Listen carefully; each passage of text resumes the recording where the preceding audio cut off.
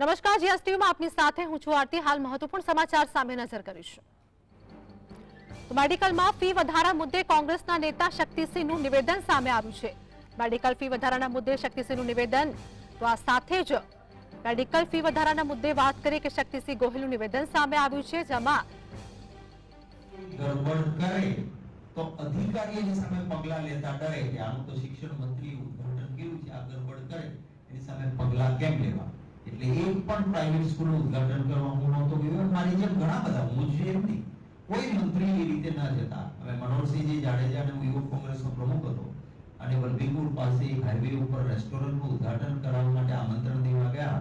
એમણે કહ્યું કે હું પુરવઠા વિભાગનો મિનિસ્ટર છું, હાઈવે ઉપરની હોટલનું ઉદ્ઘાટન કરું અને પછી ત્યાં વેચાતી કોઈ વસ્તુમાં ભેળસેળ હોય તો મારા વિભાગનો અધિકારી ત્યાં દરોડો પાડતા ડરે, ન પાડે એટલે ઉદ્ઘાટન કરવાનું નહીં આવું। આવી ઉચ્ચ પરંપરાઓ હતી, પણ આ નીટમાં ગડબડ કરનારી સ્કૂલનું ઉદ્ઘાટન કરવા શિક્ષણ મંત્રી, કેન્દ્રમાંથી સ્મૃતિ ઈરાની, મુખ્યમંત્રી પણ ત્યાં આગળ જઈને કરે અને એ જ નીટમાં પછી પકડાય। આ સીધું બતાવે છે કે ભાજપનો સીધો ભ્રષ્ટાચાર છે। એક તો મતદાર એમાં પકડાયો છે, જેના અનેક ફોટા ભાજપના નેતાઓ સાથે છે, ગળામાં કમળવાળો ખેસ છે અને ભારતીય જનતા પાર્ટી લઘુમતી સેલનો ઉપપ્રમુખ છે, આજે પણ એ જેલમાં છે।